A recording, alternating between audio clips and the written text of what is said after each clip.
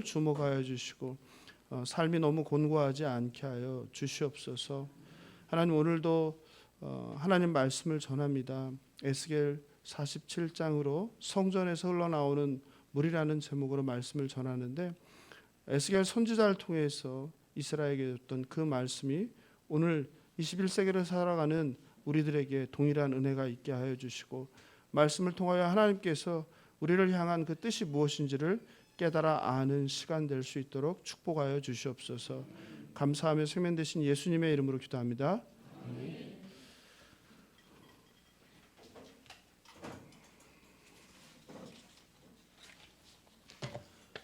참 한번 옆을 둘러보세요. 참 많은 분들이 오셨죠. 제가 아까 쉬어보니까 빈 자리가 없을 정도로 많이, 또 오늘 또 98세인데 한국에서 또 나이가 바뀌었어. 우리 97세이신 우리 김선미 권사님도 이 자리에 또 나오셨어요. 박수로 환영해 주시고.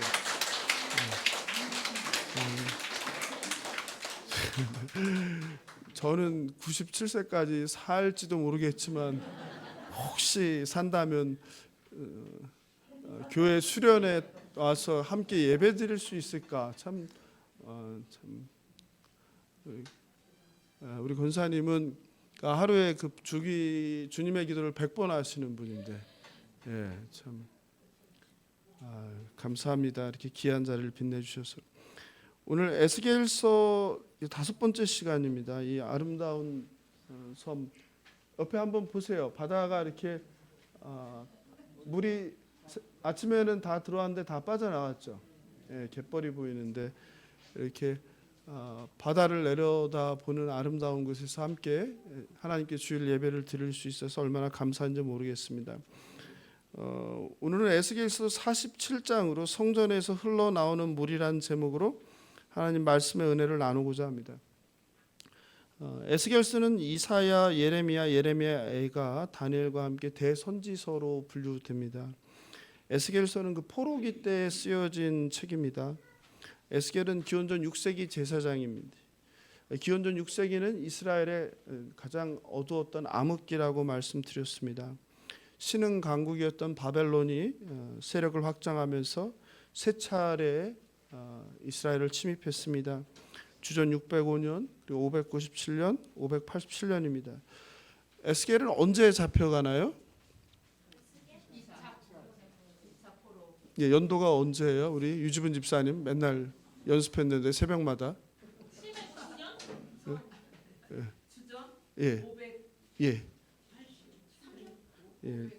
2차 포로로 에스겔이 끌려가죠. 2차는 이제 주전 597년이죠, 그렇죠?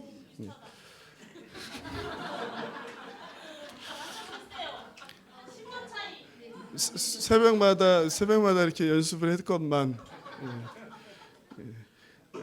하나님께서 선지자들을 보내서 남유다가 이제 살 길을 경고했는데 듣지 않았습니다. 그리고 결국 남유다는 586년에 이제 멸망합니다. 하나님의 성전은 불에 타고 무너졌습니다. 우리가 어젯밤에도 나눴는데 성전은 절대 무너지지 않는다는 그런 믿음을 가졌었는데 바로 눈앞에서 그 믿음이 무너져 버렸어요. 성전이 무너지고 나라는 망하고. 이스라엘 백성들에게 나라가 망하고 성전이 무너진 것은 충격 중에 충격이었습니다. 있어서는 안 되는 일이었어요. 왜냐하면 하나님께서는 다윗 왕을 통해서 약속하셨거든요. 다윗 왕조가 영원할 것이라는 그 하나님의 약속이 깨지고 백성들은 하나님은 어디에 계시냐며 혼란에 빠졌습니다.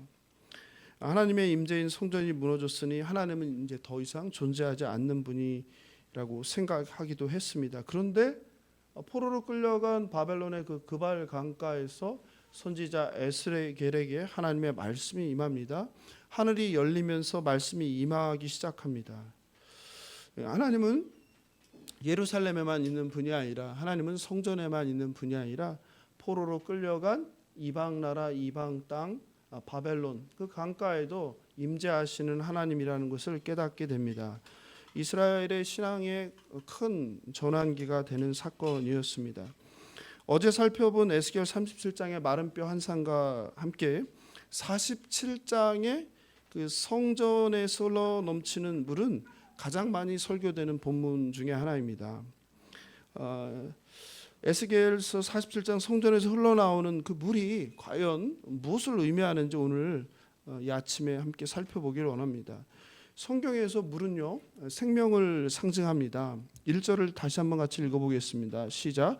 그가 나를 데리고 성전 문에 이르시니 성전의 앞면이 동쪽을 향하였는데 그 문지방 밑에서 물이 나와 동쪽으로 흐르다가 성전 오른쪽 제단 남쪽으로 흘러내리더라.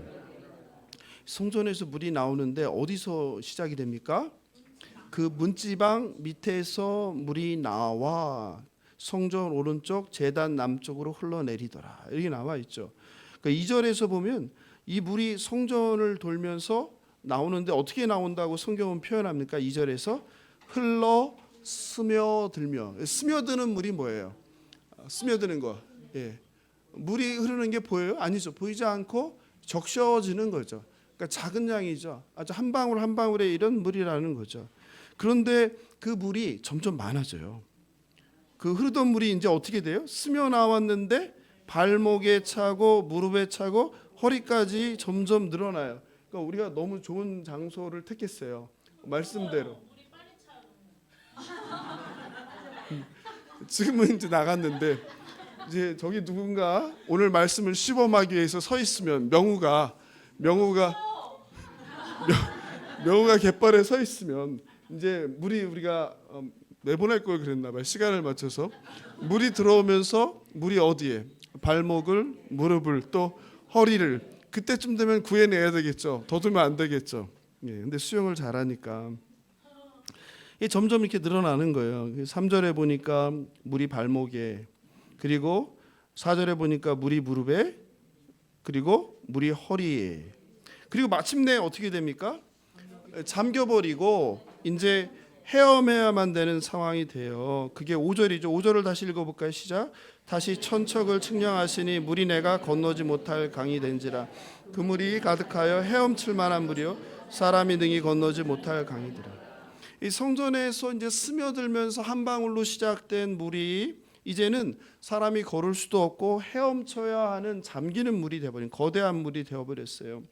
이 성전에서 흘러나오는 물이 갖는 첫 번째 의미는 우리의 신앙을 이야기합니다.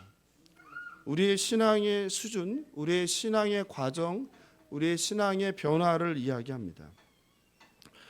신앙은 자라납니다.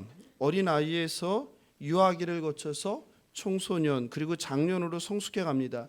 여러분 어린 시절에 냇물을 건너 보셨죠? 시골에 사신 분들은 물이 발목까지 찬 냇물을 건널 때는 어떻습니까? 이게 좀 걸리적거리긴 하는데 내 힘으로 그 물을 건너가는데 문제가 있습니까? 없습니까? 전혀 문제가 없어요. 지금 걸리적거릴 정도예요, 그죠? 그런데 이 물이 이제 무릎까지 차는 시냇물을 건널 때는 좀 어떻습니까? 이때는 내 맘대로 이게 좀 쉽게 되지 않아요. 좀 어떻게 해야 됩니까? 발에 힘을 줘야 되죠. 힘을 줘야지 물살을 거스르고 내가 원하는 방향으로 나아갈 수 있어요. 근데 허리까지 차는 물에 들어가 본 적이 있습니까? 허리까지 차면 어떻게 됩니까? 이제는 내 맘대로 걷는 것이 불가해집니다. 내가 원하는 방향으로 나아가려면 엄청난 힘을 써야 합니다. 그것도 정지된 물이 아니라 흐르는 강물, 허리까지 찬 강물을 지나가는 것, 건너가는 것은 쉽지 않습니다.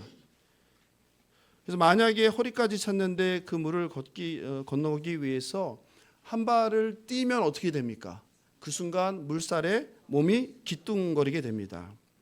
그리고 어느새 이제 물이 목을 넘어서 머리를 잠그게 됩니다. 이때는 절대로 자기 마음대로 걸어서는 강을 건널 수 없습니다.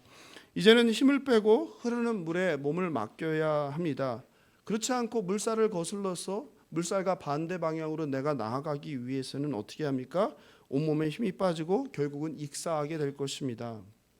마찬가지로 우리가 예수를 믿었지만 초신자일 때는 성령이 발목을 덮는 수준입니다. 예수를 믿는다고 하고 성령을 받았지만 여전히 어떻게 살아갑니까? 성령의 사람으로 살기보다는 죄의 종로로 타는 옛사람의 습성으로 육신을 따라 살게 됩니다. 예수 믿었다고 바로 성령의 사람으로 변화되지 않아요. 성령 충만하지 않아요. 성령의 열매를 바로 맺지 않습니다. 이게 바로 발목 신앙이라고 우리가 생각할 수 있겠습니다. 말씀과 기도로 자라나게 되면 이제 어느새 물이 어디를 우리 신앙에 무릎을 덮게 됩니다. 이때는 좀 어떻겠습니까? 이때는 이제 본격적으로 싸움이 시작됩니다. 어떤 싸움이에요? 내 뜻대로 살려고 하는 육신의 마음과 또 나를 덮은 성령이 치열한 싸움을 벌이게 됩니다. 무릎에 왔을 때 누가 이길까요? 예? 네, 싸우긴 싸우는데 결국은 누가 이겨요? 내 뜻이 이겨요. 육신이 이깁니다. 그런데 이제 성령이 우리의 허리를 덮게 되면, 허리까지 차게 되면 그때부터는 상황이 달라집니다. 그때도 치열한 싸움이 시작됩니다. 그런데 100의 100은 아니겠지만 100의 70, 80은 누가 이기게 됩니까? 내 뜻을 접을 때가 많게 돼요. 성령의 역사하심을 순종할 때가 많게 됩니다. 왜 그럴까요?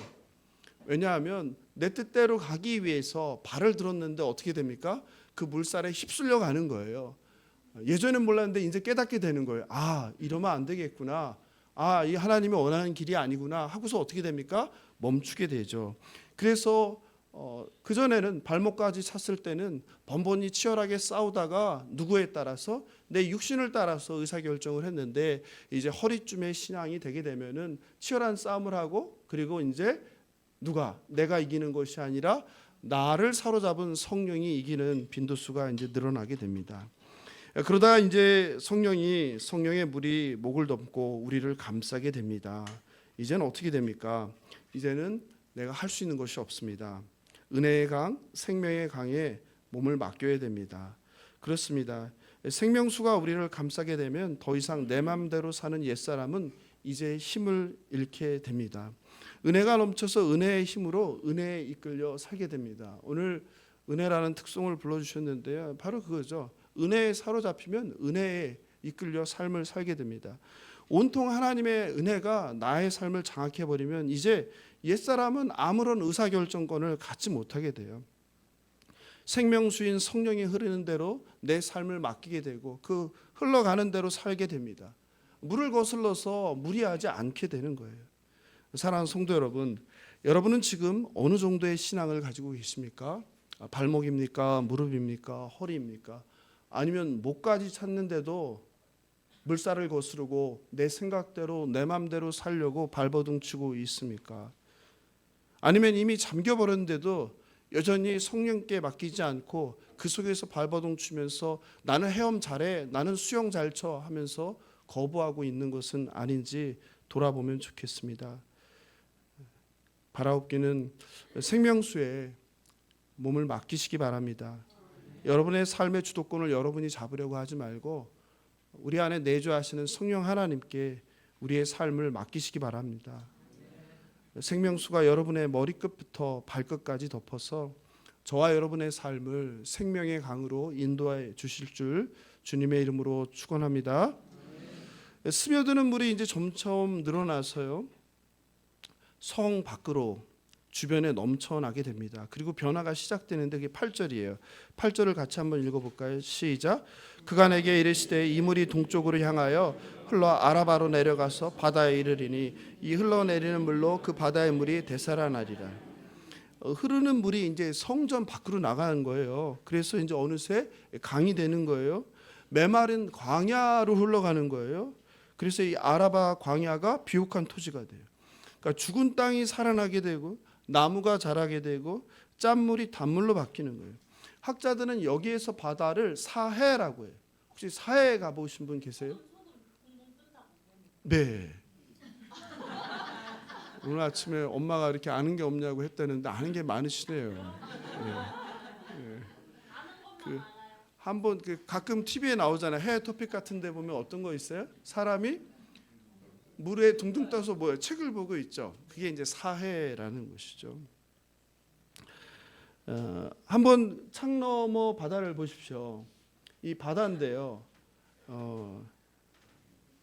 우리 성도 가운데 이제 어제 바다를 처음 보신 분이 있었어요. 그죠? 너무 감동하는 거 보면서 제가 마음이 되게 짠했어요. 아, 하나님 기뻐하시겠구나. 제가 누군가의 소원을 풀어드렸구나. 저는 그게 너무너무 기뻐요. 우리 성도님이 못 해본 거, 못 가본 거, 못 먹어본 거 제가 이렇게 해드리는 게 저는 그것만큼 행복한 게 없어요. 그리고 하나님이 저 기뻐하시는 걸 느끼거든요. 근데 어제 그 마음을 듣고 우리 성도님의 그 지나온 삶이 얼마나 고단했을까라는 생각도 들면서 또 드디어 이제 바다를 보고 그 감격해하는 모습을 보면서 저도 무척 기뻤습니다. 우리가 바다를 좋아하는데 사실은 바다는 성경에서 어떤 곳이에요? 바다? 예. 바다? 예. 바다. 성경에서 바다. 예. 바다는 그곳에서만 예. 무리로 넣는 바다는 세상. 바다 성경에서 바다는 아까 얘기했죠. 물은 뭐죠? 물은 성경에서 바다도 물이긴 한데 바다는 성경에서는 이제 악마죠. 사단의 진원지라고 하죠. 예. 그래서 요한계시록에도 보면 그 짐승이 어디서 나와요? 바다에서 나오죠. 성경에서 이제 바다라는 곳은 악의 진원지 이런 곳이에요. 근데 이 사해라는 곳에 이제 이 바다는 바로 이제 악을 상징하는데 이 사해라는 곳은 말의 바다의 큰 호수이거든요.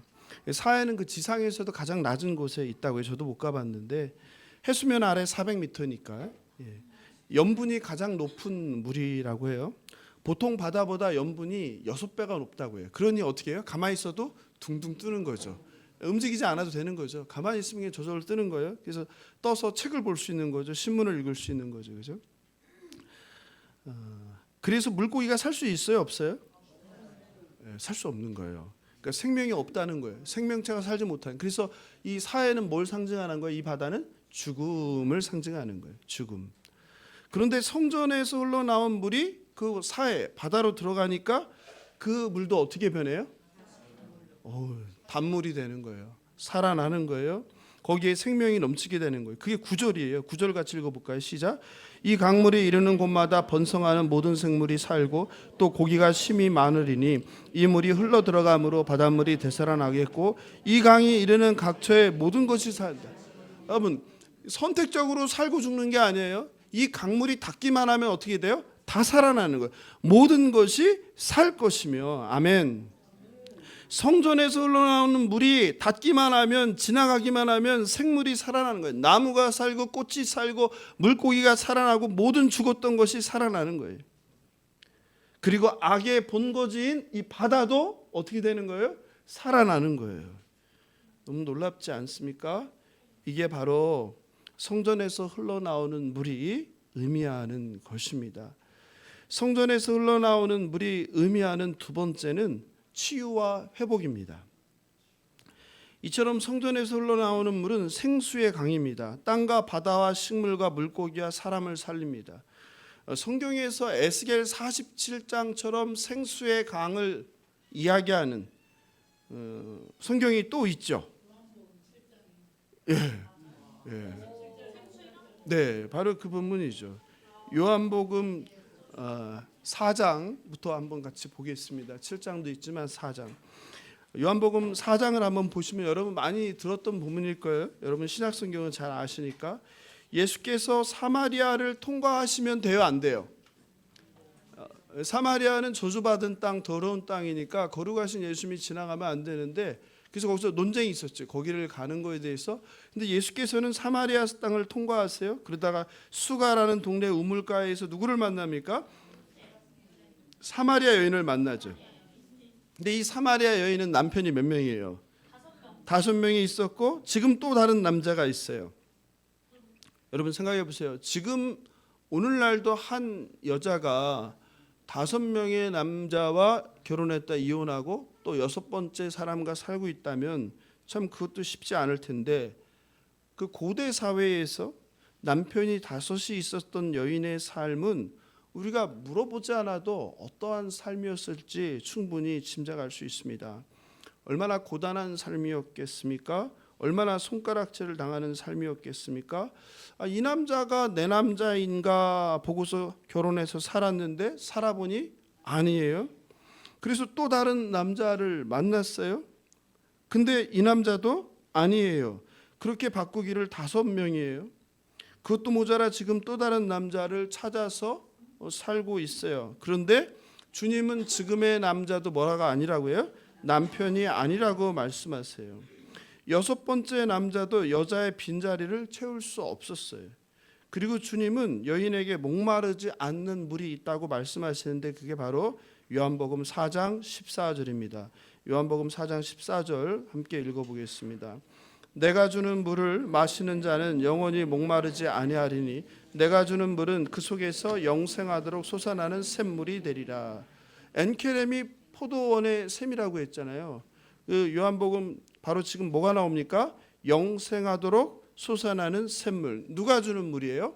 주님께서 주시는 물은 영생하도록 솟아나는 샘물로 목마르지 않다. 그런데 네가 찾고 찾는 남자들은 다 어떤 사람들이라는 거예요? 너를 목마르게 하는 남자, 너의 갈증을 채워줄 수 없는 사람들이라는 거예요. 주님이 주시는 물만이 목마르지 않습니다. 주님이 주시는 물은 솟아나는 샘물입니다. 영생입니다. 세상에서 내가 주인 되어 사는 삶은 신나고 좋은 것 같지만 오래가지 못해 고단합니다. 목이 말라 마셔보지만 그 갈증은 잠시뿐입니다.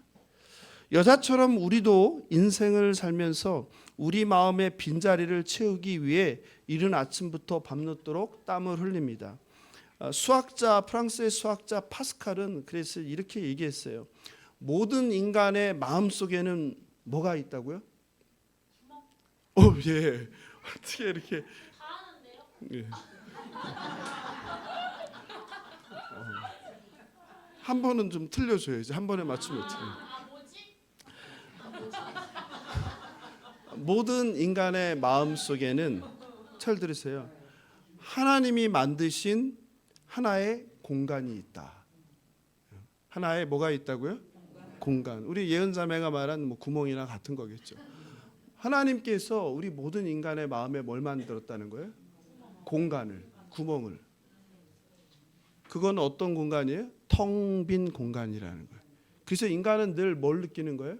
갈증, 메마름, 공허함, 외로움, 허전함을 느끼는 거예요. 그래서 우리는 인생을 살면서 그 빈자리를 채우기 위해서 부단히 애쓰는 거예요. 어떤 사람은 무엇을요? 성공이 그 자리를 채워줄 거라고 생각하고 성공의 산을 평생 올라가는 거예요. 그리고 정상에 섰어요. 정상에 섰더니 그제야 알게 된 거예요. 뭐를? 이 성공이 나의 공허를 채워줄 수 없다는 걸 알게 된 거예요. 그러면 이제 어떻게 해야 돼요? 다시 내려와야죠. 그래서 이번에는 또 어떤 산을 올라가요? 명예라는 산을 또 올라가요. 그래서 올라가서 명예를 얻었어요. 근데 가보니까 그것도 잠시뿐이에요. 그래서 또 어떻게 해요? 다시 또 내려와야죠. 이번에는 뭘 올라가요? 권력이란 산을 올라가요. 근데 그것도 아니에요. 권력이 영원하지가 않아요. 또 어떻게 해요? 다시 내려와요. 그러다 보니까 이제 인생이 어떻게 됐어요? 다 끝나버렸어요. 그러니까 인생이 이제 60이 넘어서 나이가 드니까 뭐가 중요해져요? 그렇죠. 건강이죠. 그래서 또 이제 뭐 어디를 올라가요? 그 건강의 산을 올라가요. 그게 인생인 거예요. 그래서 이제 나중에 깨달은 게 돈도 명예도 권력도 건강도 필요 없구나. 뭐가 중요하다? 행복. 그래서 행복의 산을 올라가는데 그것도 아닌 거예요. 이렇게 끝없이 인간은 평생 이 땅에 살면서 자신이 그 하나님께서 만들어 주신 빈 자리를 채우기 위해서 이 산 저 산을 오르락 내리락 하는 게 인생이에요. 그런데 하나님께서 말씀하세요. 그 빈자리를 누가 만들었다고? 하나님께서. 누구에게? 믿는 자에게 아니면 모든 인간에게? 모든 인간에게. 그 자리는 무엇으로 채워야 해결될 수 있는 자리예요? 네. 하나님밖에 없는 거예요. 예수 그리스도 외에는 오늘 본문이 얘기했죠. 내가 주는 물은 영원히 목마르지 않는다. 하나님께서 만드신 우리 마음 가운데 우리 삶 가운데 빈자리는 다른 어떤 걸로도 채울 수 없는 빈자리. 오직 예수 그리스도 진리요 생명이신 예수 그리스도만이 그 자리를 채워줄 수 있고 예수께서 그 자리를 차지할 때 우리 삶의 갈증과 목마름이 사라짐을 믿으시기 바랍니다. 요한복음 6장 35절 읽겠습니다. 예수께서 이르시되 나는 생명의 떡이니 내게 오는 자는 결코 줄이지 아니할 터이요 나를 믿는 자는 영원히 목마르지 아니하리라. 여러분이 예수를 믿고 신앙생활하는데 아직도 목마르다. 마찬가지예요. 아직 성령을 만나지 못했거나 아니면 여전히 나의 신앙은 어디에 있는 거예요? 발목에 있을 가능성이 높아요. 그래서 목마른 거예요. 근데 허리 이상만 돼도요, 목마름이 많이 가셔요. 인생의 많은 문제들이 해결됩니다. 인생의 많은 고난들이 해결돼요. 제가 말씀드렸죠. 문제나 고난이 해결돼서 괜찮은 거예요? 아니면 문제나 고난은 있지만 성령이 나를 사로잡아서 괜찮은 거예요? 물론 하나님께서 은혜 주셔서 문제나 고난이 해결돼서 괜찮은 경우도 있지만 문제나 고난은 늘 있어요. 문제가 없는 인생은 없다고 하죠. 그건 죽은 인생이라는 거예요. 우리에게 문제는 늘 있고 고난은 늘 있는데 이제는 그 문제나 고난이 나를 사로잡지 못하는 거예요. 누가 나를 사로잡았기 때문에요? 성령께서 나를 사로잡았기 때문에 이제 더 이상 나를 사로잡았던 문제나 고난이 나의 삶에 영향을 주지 못하는 것이에요. 문제나 고난이 사라진 것이 아니라 내가 변한 거죠. 내가 뭐가 된 거예요? 육신의 사람에서 성령의 사람이 된 것이죠. 오늘 주님께서는 말씀하세요. 예수만이 길이요 진리요 생명이라고. 예수 안에서만 참된 기쁨과 만족이 있다고. 세상이 주는 기쁨은 일시적이라고. 예수를 믿는 자만이 영원히 줄이지 않고 목마르지 않는 영생을 얻게 된다는 것을 믿으시기 바랍니다. 예수님은 에스겔서 47장을 인용해서 다시 생수의 강을 이야기하는데 그게 바로 우리 집사님 말씀하신 요한복음 7장 38, 39절 너무나 유명한 본문이죠. 중요하니까 우리가 같이 찾아서 같이 읽어보겠습니다. 요한복음 7장 38, 39절입니다. 시작. 나를 믿는 자는 성경의 이름에 즉 그 배에서 생수의 강이 흘러나오리라 하시니 이는 그를 믿는 자들이 받을 성령을 가리켜 말씀하신 것이라.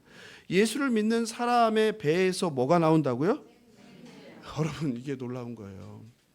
예수님만 생수가 흘러나오는 게 아니에요. 우리가 예수를 믿으면 누구에게서요?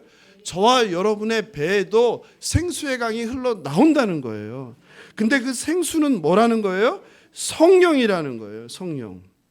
여러분 얼마나 감사한 일입니까? 자기 배를 한번 보세요.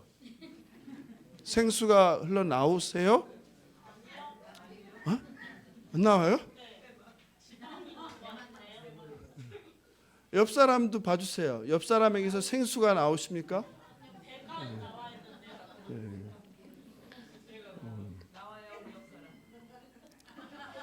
옆 사람이 누군데?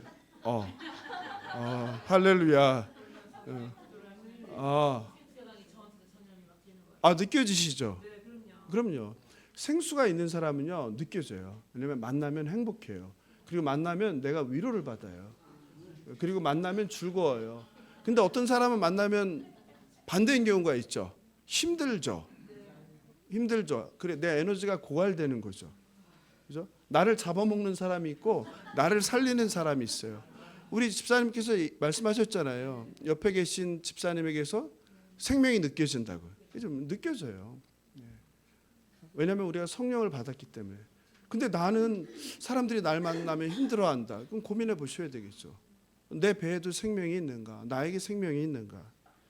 바라옵기는 사람들이 만났을 때 즐겁고 기뻐하고 나로 인해서 살아나는 생명수, 생수가 흘러넘치는 성도들 되시길 주님의 이름으로 축원합니다. 생수의 원천은 바로 뭐예요? 배라고 하면 안 돼요? 내 안에 계신 성령이 성령이 그게 원천이에요. 내가 아니라는 거예요. 내 안에 있는 성령이 그 생명의 원천이라는 거예요. 이 생수는 성전에서 나온 물이 흘러 넘치면서 세상을 어떻게 했어요? 세상의 더럽고 타락한 것을 고치고 회복시켰죠. 그러니까 우리 안에 있는 성령이 우리에게서 나오면 무슨 일이 벌어져야 돼요? 죽어가는 사람이 살아나야 돼요. 우울증에 걸린 사람이 우울증이 고침을 받아야 돼요. 악한 생각을 가진 사람이 마음을 돌이켜야 되는 거예요. 이게 저와 여러분이 해야 되는 일이죠. 성령 충만함으로 생수를 온 세상 모든 사람들에게 흘려보내서 치유하는 저와 여러분 되길 바랍니다. 여러분이 밟는 땅마다, 여러분이 계신 곳마다, 여러분이 만나는 사람마다 치유와 회복, 감사와 기쁨을 경험하는 생명의 역사가 일어나길 주님의 이름으로 축원합니다. 성전에서 흘러나오는 물이 상징하는 세 번째는 중요한데 졸지 마시고, 성전에서 흘러나오는 물이 상징하는 세 번째는 이 물이 성전 안에 머물지 않고 어디로 나간다? 성전 밖이 어디예요? 세상으로 나간다는 거예요. 즉 교회는 어떤 곳이어야 되는 거예요? 교회 안에 머물러 있으면 돼요, 안 돼요? 교회 안에도 물론 있어야죠. 그럼 저 혼자만 있게요? 근데 핵심은 성전 안에 있어요, 성전 밖 세상이에요? 하나님은 성전 안이 아니라 성전 밖 세상에 관심이 더 있는 거예요. 그러니 교회는 자꾸 모이는 교회가 돼야 돼요? 아니면 내가 말씀과 기도로 무장해서 어디로 가는 교회가 돼야 돼요? 세상으로 나가는 교회가 돼야 돼요. 무슨 말씀인지 알겠죠? 우리가 해야 될 주 업무는 이 교회 안에 모여서 그냥 모여서 우리끼리만 교제하는 게 아니에요. 우리가 해야 될 일은 말씀과 기도로 무장한 채로 이제 어디로 나가서 저 전쟁터죠. 세상에 나와서 어떻게 돼요? 저 더러워지고 그리고 파괴된 세상을 어떻게 해요? 하나님 기뻐하시는 세상으로 어떻게 해요? 회복하는 일을 우리가 해야 되는 거예요. 그게 교회라는 거예요. 오늘 본문은 그 얘기를 하는 거예요. 성전은 하나님이 임재하는 곳이죠. 예수를 믿음으로 성령께서 우리 안에 계셔서 성전은 이제 뭐가 돼요? 예루살렘 성전은 다 무너져 버리고 저와 여러분, 성령을 갖고 있는 저와 여러분이 바로 뭐예요? 성전이 되는 거죠. 성전이 다시 뭐라고요? 건물이 아니라, 그리고 교회가 아니라 바로 우리 자신이 성전이라는 거예요. 우리가 걸어다니는 성전이라는 거예요. 그래서 우리 하나님을 모신 우리 몸을 더럽히면 안 되는 거예요. 더러운 것을 내가 먹어서도 안 되고 더러운 생각을 해서도 안 되는 거예요. 왜냐하면 우리 안은 누가 계시니까? 거룩하신 성령이 계시기 때문에 우리가 그런 생각을 하고 그런 걸 할 때 성령께서 탄식하시는 것이죠. 그러므로 저와 여러분은 걸어다니는 성전이에요. 더 이상 예배당이란 건물이 성전이 아니라 예수를 주인으로 왕으로 섬기는 그리스도인이 성전이에요. 이것이 바로 교회예요. 그러므로 교회는 건물이 아니라 바로 뭐예요? 저와 여러분이 교회인 거예요. 세상으로 파견된 하나님의 백성이 바로 교회인 거예요. 교회는 세상으로부터 부름받아 구별된 백성이며 동시에 세상으로 파송된 그리스도의 제자인 거예요. 그러므로 성도는 교회 안에만 머물러서는 안 되는 거예요. 우리에게 정말 중요한 것은 일주일에 한 번 오늘같이 주일날 모여서 예배 드리는 것도 소중하지만 더 중요한 거는 뭐예요? 나머지 6일을 하나님께서 보내신 세상이라는 그 일상에서 성전으로 살아가는 것입니다. 한 명 아멘 하셨어요. 예? 이제 계속 교회만 계실 거예요, 저랑? 예? 여러분이 살아가는 일상이 더 중요하단 말이에요. 거기서 그리스도는 승부가 나지, 여기서 보니까 좀 예배 시간에 정신 차리고 말씀을 잘 듣는 것 같아, 기도를 많이 하는 것 같아, 찬양을 열심히 하는 것 같아, 이거 아니라니까요. 그런 척 누구나 한다니까요. 내가 거룩한 척 얼마든지 한다니까요. 진짜 승부는 어디서 나는 거예요? 사람들이 안 볼 때, 내가 아는 사람이 안 볼 때 세상에서 나는 거예요. 성령이 있는 사람은 바로 그래서 어디서? 그 세상의 승부에서 승리하는 거예요. 왜? 내주하시는 성령에 민감하게 반응하니까. 그런데 그렇지 않은 사람은 어떻게 하는 거예요? 누가 보는 것 같으면 교회 다니는 사람인 척하고 보지 않으면 세상 사람이랑 구별되지 않는 거죠. 저는요, 식당이나 어디나 가면은 저를 목사라고 부르는 거 되게 불편해요. 근데 자꾸 이렇게 목사라고 제가 부르면요 되게 힘들어요.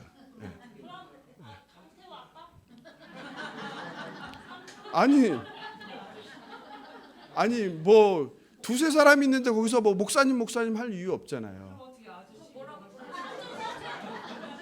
아니요, 부르지 말고 하시를 말하면 기 좋아요. 다 들려요. 굳이 목사님 크게 해서 사람들이 쳐다보게 할 일 없잖아요.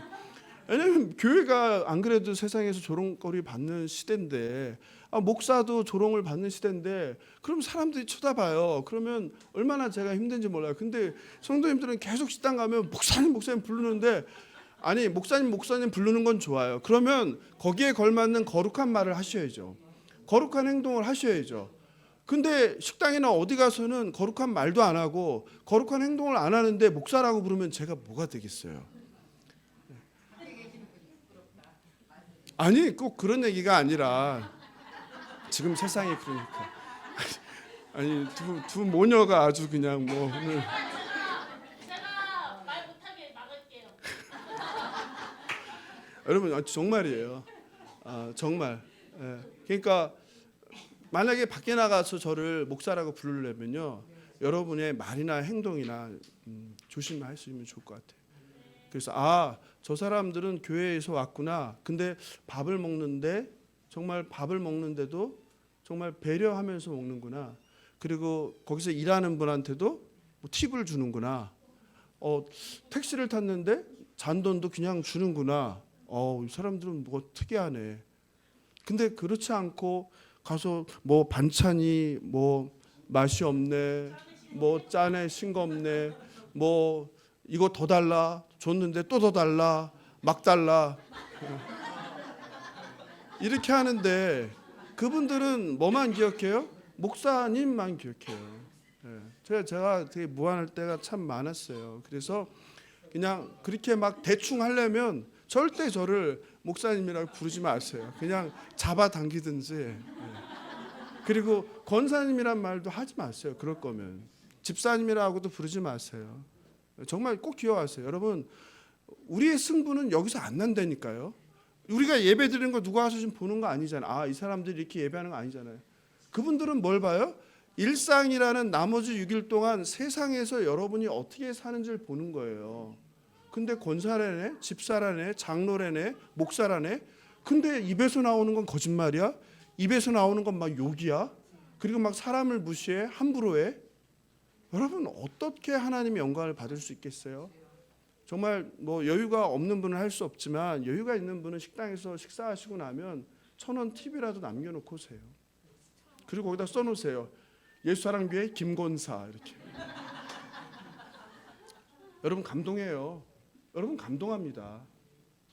예전에 한번 말씀드렸죠. 제가 어디 수련회 갔다가 오면서 마지막 날 방 청소를 제가 싹 했어요.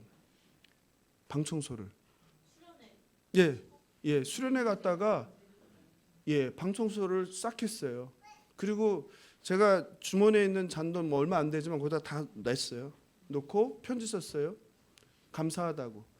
2박 3일 동안 방 잘 사용했습니다.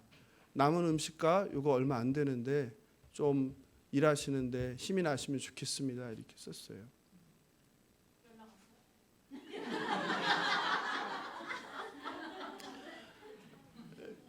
여러분 정말 다른 거 아니에요? 살리는 사람이 된다는 건 그냥 뭐 여기 모여서 기도 열심히 하고 뭐 우리끼리 이거 아니에요. 여러분의 그 타자를 향한 그 사랑의 마음을 삶 속에서 작은 거 하나 실천할 때 그게 사람을 살리는 힘이 됩니다. 꼭 기억하시면 좋겠습니다. 사랑하는 성도 여러분, 일상을 살아가는 그리스도인 여러분에게 사실은 이 땅에 미래가 달려 있습니다. 내가 뭘 할 수 있을까? 나 하나쯤이야 라고 생각하지 마시길 바랍니다. 하나님께서 찾으시는 한 사람이 없어서 하나님께서 이스라엘에게 진노의 잔을 부으셨다고 말씀하셨습니다. 절망과 파괴로 죽은 세상을 치유한 것은 성전에서 흘러나온 거대한 물이 아니었어요. 어떤 물이었죠? 스며드는 물. 다른 말로 하면 물 한 방울이 세상을 바꾼 거예요. 나비 효과를 들어보셨죠? 미국의 기상학자 로렌츠가 사용한 용어예요. 초기 조건의 사소한 변화가 전체에 막대한 영향을 미칠 수 있다는 거예요. 이게 그래서 사회학적으로 경제학적으로 확장되면서 어느 한 곳에서 저 먼 곳에서 나비가 펄럭였어요. 그랬더니 어디에서? 미국의 뉴욕에서 뭐가 불더라? 허리케인이 불더라. 다시요. 대한민국에 우리 대부도에 나비 많잖아요. 나비가 한번 펄쩍였는데 그 나비의 펄쩍임이 미국에서 무슨 일이 벌어지더라? 허리케인이 불더라. 이걸 가지고 나비 효과라고 해요. 마찬가지로 저와 여러분이 별거 아닌 것 같은 이 한 사람이 말을 한번 바꾸고 삶을 한번 바꾼 것, 이것이 어떻게 될 수 있다? 성전 밖, 타락한 세상을 고치는 강물이 될 수 있다는 것입니다. 나의 변화된 말과 행동이란 작은 한 방울의 물방울이 탐욕과 이기심으로 죄로 가득한 이 대한민국을 고치길 바랍니다. 이것이 하나님 기뻐하시는 참된 예배예요. 우리가 주일날 아침에 주님께 온전히 드리는 예배도 중요하지만 하나님은 이 세상 속에서 여러분의 삶의 예배를 기뻐 받으심을 믿으시기 바랍니다. 보냄받은 세상이란 일상에서 하나님의 거룩을 드러내는 거룩한 삶으로 성전으로 지어져 가는 저와 여러분 되길 주님의 이름으로 축원합니다. 우리는 지금 대부도 엔케렘에 있습니다. 엔케렘은 포도주의 샘입니다. 생명의 원천입니다. 이 엔케렘에서 흘러간 생명수가 이 악의 상징인 바다를 깨끗게 한다고 오늘 에스겔서는 말하고 있어요. 참 장소를 잘 정한 것 같아요. 이 본문을 하려고 정한 건 아닌데 의미심장해서 안 까먹겠죠, 그죠? 예. 오늘 세 가지 성전에서 흘러나오는 물이 상징하는 걸 말씀드렸습니다. 기억하시나요? 첫째 뭐였습니까? 예. 성전에서 흘러나오는 물은 우리의 신앙의 단계, 신앙의 수준을 의미합니다. 두 번째, 성전에서 흘러나오는 물은 세상을 치유하고 회복합니다. 마지막으로 우리는 세상에 보냄받은 교회로 일상에서 삶으로 하나님을 증거해야 합니다. 그리스도인으로 나의 작은 삶의 변화가 내 가족을, 그리고 직장을, 동네를, 사회를, 이 나라, 이 민족, 하나님 창조하신 세상을 바꿀 수 있다는 믿음을 갖고 그런 아름다운 성전으로 지어져가는 저와 여러분 되길 주님의 이름으로 축원합니다. 말씀을 마무리합니다. 이번 수련의 주제가 말씀과 기도로 함께 세워져가는 교회입니다. 우리는 함께 어떤 교회를 만들어야 될까요? 바로 에스겔 47장의 성전에서 흘러나오는 물이 이 세상을 치료하는 것처럼 교회인 우리 교회 성도 한 사람 한 사람이 이 세상을 고치고 사람을 살리는 그런 교회가 될 것입니다. 교회는 타자를 위해 존재한다고 보네퍼 목사님이 말씀하셨어요. 그러니까 타자를 위해 존재하지 않는 교회는 의미가 없다. 근데 한국 교회는 너무 개교회주의에 빠져서 맨날 우리 교회.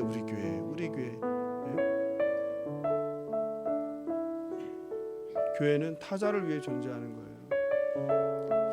제발 나 신앙, 그 이기적인 신앙, 우리 가족 벗어나세요. 제가 기도 제목도 그래서 만들어 드린 거예요. 하나님의 정의와 공의를 위한 기도가 1번이고 세계 평화와 지구 환경과 기후를 위한 기도, 나라 민족을 위한 기도, 교회를 위한 기도, 세계 선교와 열방을 위한 기도 만들어 드렸잖아요. 한 분이 그런 고백을 하시더라고요. 이걸 만들어서 좋다고. 정말 이거 갖고 했더니 나의 기도가 바뀌었다고. 그전에는 그냥 개인 기도죠. 내 문제, 내 필요, 우리 가족 이게 다였죠. 근데 이걸로 기도하다 보니까 정말 하나님의 공의와 정의를 생각해보고 이 나라 이 땅을 생각해보고 세계 열방을 생각하는 그 기도가 확장되는 거죠.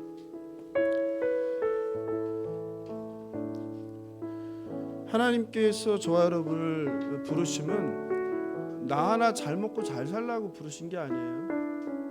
하나님이 원하시는 것은 저와 여러분이 바르게 교회로 세워져서 이 병든 세상을, 파괴된 세상을 회복시키라는 거예요. 저와 여러분은 하나님의 대리 통치자임을 믿으시기 바랍니다.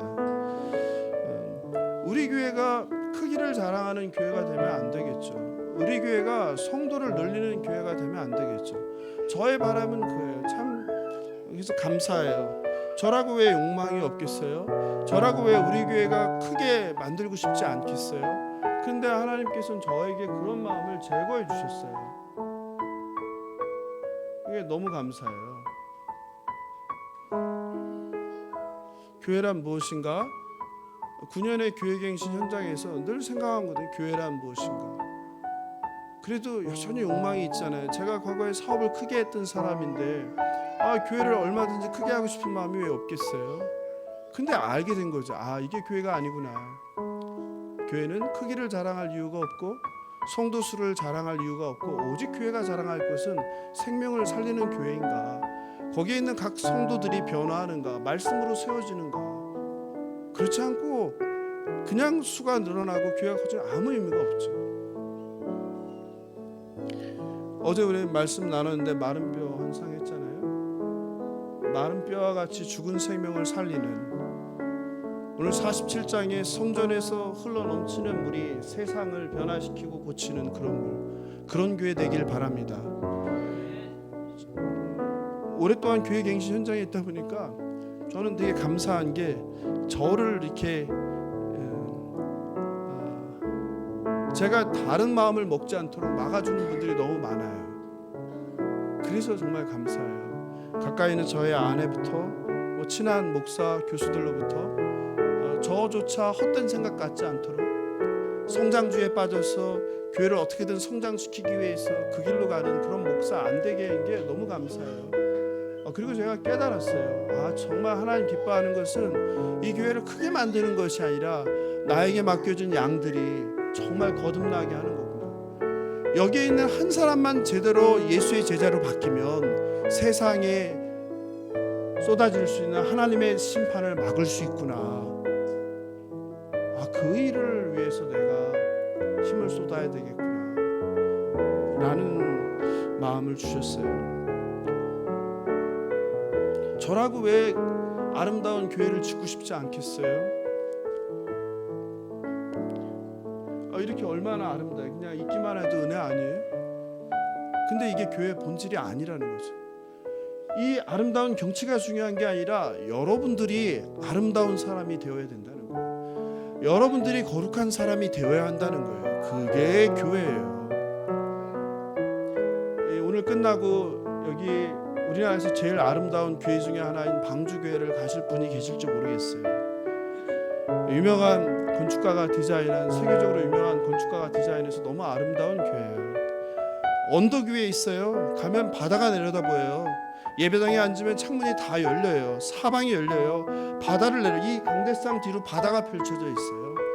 제주도에도 있고 여기에도 있는데요. 가서 저도 딱 보는 순간 무슨 생각이 들어요? 정말 아름답다.